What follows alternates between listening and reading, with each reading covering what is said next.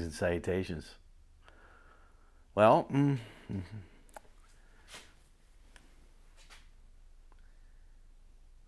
I did a thing.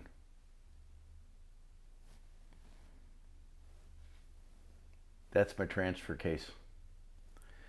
The other day, I went to go pick up my kids from school. And on the way home from school, I heard this weird noise. It was on the way up the RPM range, and I hear this growl, kind of not really a grinding noise, but kind of a whirring, growling. It's hard to describe. It was a noise that wasn't normal. So I brought the kids home, and I went on my things that I do, and I got about a mile from the house and started picking up a vibration. All this happened within like 5 miles. It concerned me enough that I thought this thing's going to come apart if I don't get it home. So I brought it home, and I put it up on the lift. And by that I mean I stuck the jack under the pumpkin and jacked the tires up off the ground. And then I got in and put it in drive and ran it and up and down the RPM range. But I kept hearing what sounded to me like chain slap, you know. I thought, great. One thing I didn't want to work on right now, my transfer case is jacked, so immediately I went inside the house and got on the interwebs and tried to find a transfer case locally. 4x4 XJs down here in South Texas are a rare commodity, and if you find one in the junkyard, if you don't find it as soon as they place it, man, those things get picked over pretty quick. Most of the XJs, well, XJs are getting harder and harder to find in boneyards anyway. But down here in South Texas, just about not 90% of the XJs that I find in the junkyard are two-wheel drive, which is, in terms of driveline, that's completely worthless to me. I reluctantly got underneath this thing and I yanked the transfer case out. Let me just say this. This ain't no square body Chevy. I mean, I could get a transfer case in and out of a square body Chevy in pretty short order. This thing, man, I don't know how the engineers do it, but they find a way to cram 10 gallons of shit and put it in a 5-gallon bucket. It just amazes me. There's just no room. Things are in the way. You got to take this off, a multitude of things apart to get to a bolt. There's no room to throw a wrench. So anyway, I eventually got the transfer case out and I broke into it and I'm going through the thing and I can't find anything wrong with it other than maybe there's a little stretch in the chain. The bearings don't feel terrible, although one bearing did seem like it might be on its way out. Was it this big one? Might have been this big one. This bearing might be bad. And I did find a little bit of metal in the bottom of the transfer case, a little bit of aluminum in the filter for the pump. I went on the Facebook Marketplace to see if I could find a used transfer case. Nothing there. And there was one XJ all the way into San Antonio, and I figured by the time I got to it, it'd been picked over, and I don't really want to replace a 300,000 mile transfer case with another 300,000 mile transfer case and have to do this all over again. So I went on the Bay of Ease and I got myself a rebuild kit. It was about $300, including the pump. So I have a new pump, new bearings, all that stuff.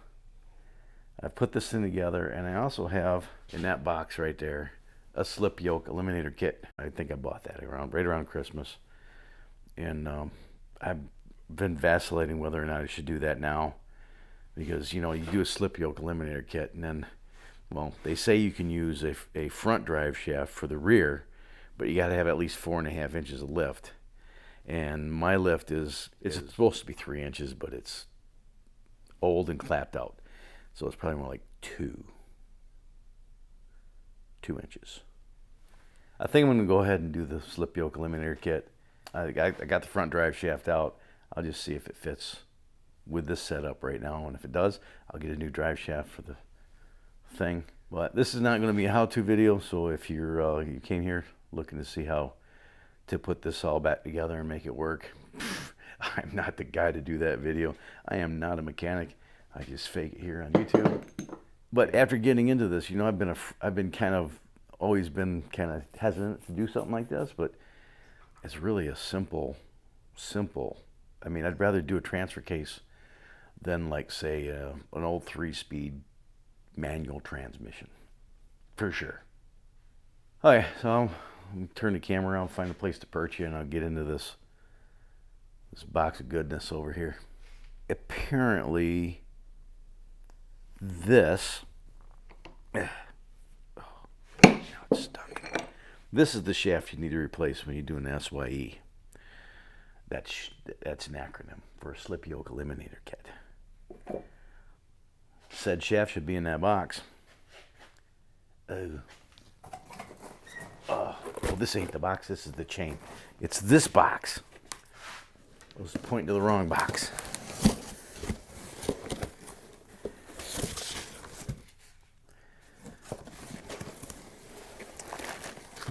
Comes with a new yoke.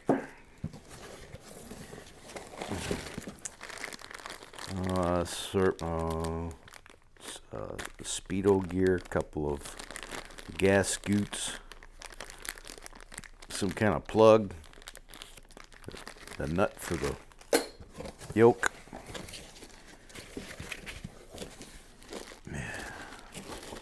Oh, yeah, that does. That little nut there's for that. This is the new tail shaft.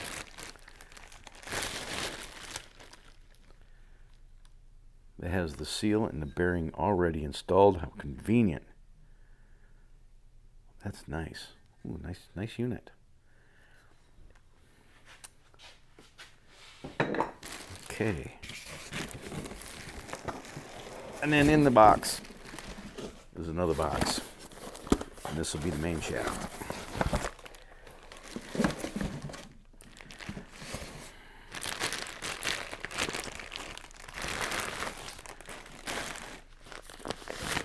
So that's a nice unit. You see my sterile environment here. You know, it's always good to keep things clean. Fuck.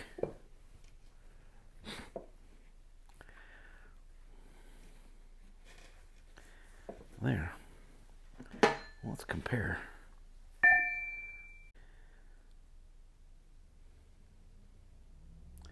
The lighting is just awesome in here, so you can see how much shorter.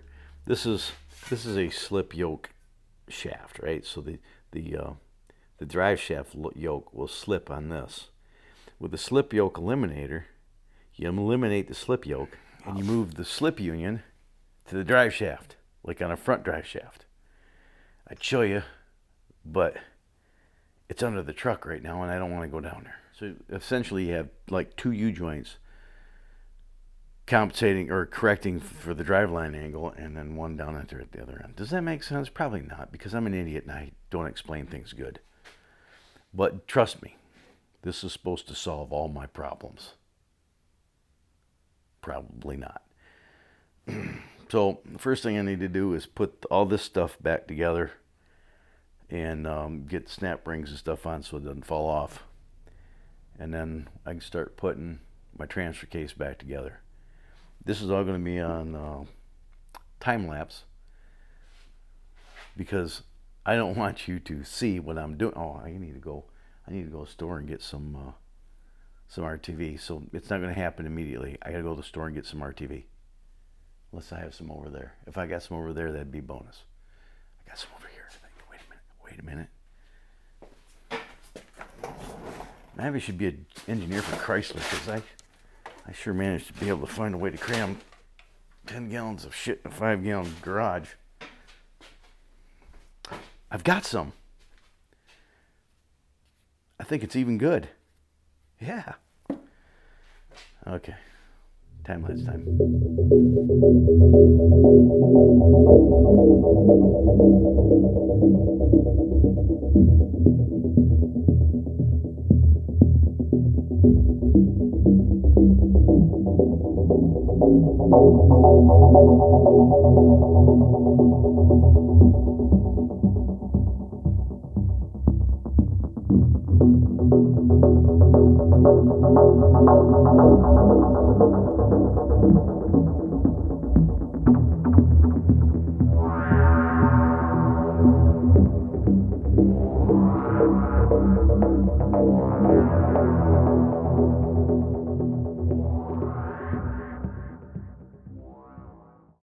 there it is with SYE. I didn't even bother cleaning the cases. But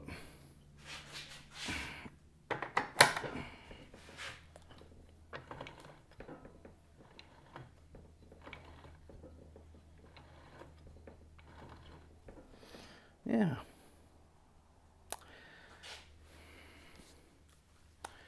All right, let me share with you what I learned in this process. This is something that I've always been a little bit intimidated in doing because, there's magic that happens in one of these things. I can't have a basic understanding how they worked, but personally, I thought they were much more complicated than this, and they're not. At least the 231 isn't. It's a pretty simple gearbox. That being said, you are probably going to need a couple of tools that you don't have if you're a regular shade tree guy, do-it-yourselfer. You're going to need a couple of tools that you might not have to do this job. Here's one of them. I put it away, so I probably can't find it. Some snap ring pliers, some heavy duty ones. You're going to need this to get some of those snap rings off the shafts, and there's 4 or 5 of them, something like that. You can do what you want. I'm not telling you what to do, but there's a couple of caged needle bearings. One of them is in the planetary gear set at the front of the transfer case, which is right behind the input shaft. And then the other one is in the back of the case right here at the front diff output. And that supports the output shaft for the front differential. On first glance, you might think that both of these are blind. Obviously, this one is, and this is the one that goes back here. And this is the one that's in the input shaft right here. You might mistakenly think that this is a blind bearing, like this one is, but it's not. A little more than that in a minute. But you're going to need a bearing puller to get this out. Trust me, this thing is in there. You're not going to just knock it out by slamming the back half of that transfer case on a hard surface. You'll just end up breaking the transfer case half. What I did is I bought a big set of blind bearing pullers. You don't have to do that. Oh geez, open it up upside down, you goof. Idiot. Nope, that's not the... Oh, there's the bolt I'm missing. Awesome. I'm glad I showed you this now. No, this is the seal and bearing race installer tool. I'll put a link to this in the description. No, it's the other one, Rick. This one. I bought a set. You don't need to. Of course, this set wasn't too terribly expensive. And it has these collet style pullers. This is the smallest one. Let's see if it's marked down here. It's not. But it's pretty small. 1/4 inch. I believe this is the one I used.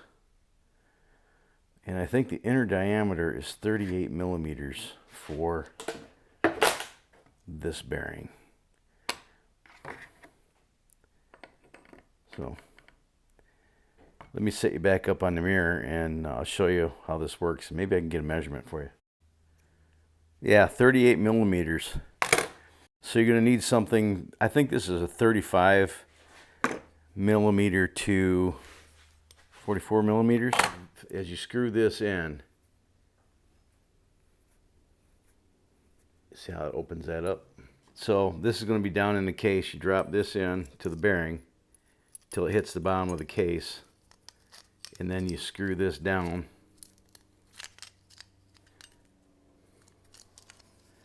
It's kind of hard to do by hand.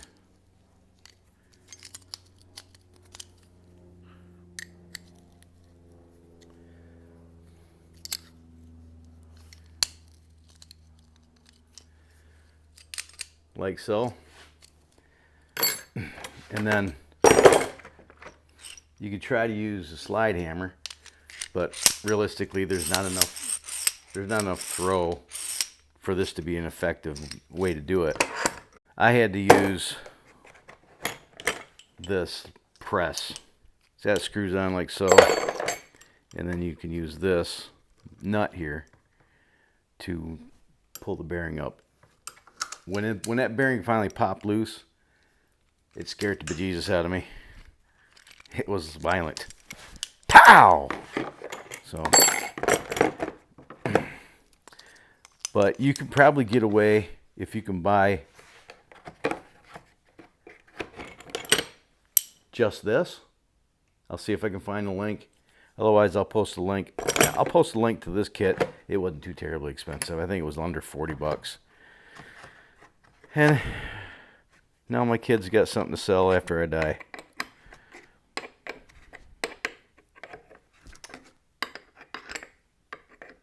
Yeah. So those are the two tools you're going to need that you might not have in your arsenal. Oh, I need the bearing back. What about the other one, Rick? Well, this supports the main output shaft to the rear differential. This is at the front of that shaft. I'll show you. So here's the old output shaft, right? This engages the gears that mesh with the planetary gear set. This bearing supports this part of the shaft, and this is pressed into the planetary gear set. Now, at first blush, you might think that this is also a blind bearing, and you can probably, although I think it would be pretty difficult, I don't think there's a lot of room for that to engage the bearing. You'd actually be engaging the bearings instead of the race. But you probably use that tool I just showed you to get that out, and you might be able to do it. I doubt it. There's a simpler way. This tool you probably do have in your kit, a 13/16 spark plug wrench. And what you're going to do, of course, you'll have this out of the transfer case. It's sitting on the bench. You take your socket, you put it in there like that, you take a hammer, pow, drives right out. Actually, you'd be hitting it like that. Just like that. Just giving you the information, man. You do with it what you want. All right, when you get your bolts tight, take your paint pen and just mark.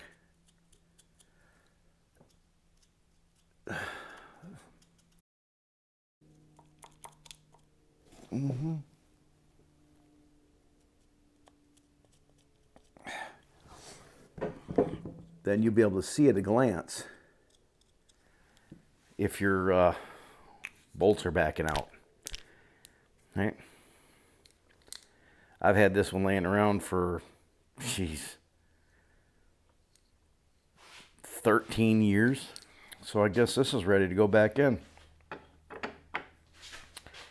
Okay, this is done. Set this thing aside and look familiar.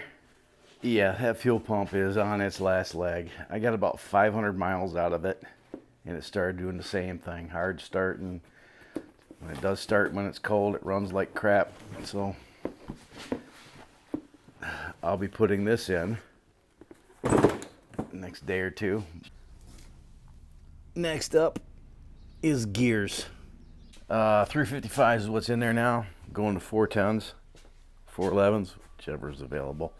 And then, of course, in the front, and Dane 30 in the front, I'm going to have to get a carrier to accept that different gear set. But transfer case, not a big deal. If you're interested in any of the things you've seen in this video, check the links in the description for tools, products that fit this application. If you don't see anything that you need or anything, but you're shopping on Amazon anyway, consider going through those links to do all your Amazon shopping. Appreciate it. Thank you in advance. Now, don't forget to click the like button, share this video with your vast social media network, and comment down in the comment section. So until next time, you have fun, stay safe, shoot straight, keep your powder dry, have a splendid day. Thanks again for watching, and I'll see you in the next video. Bye.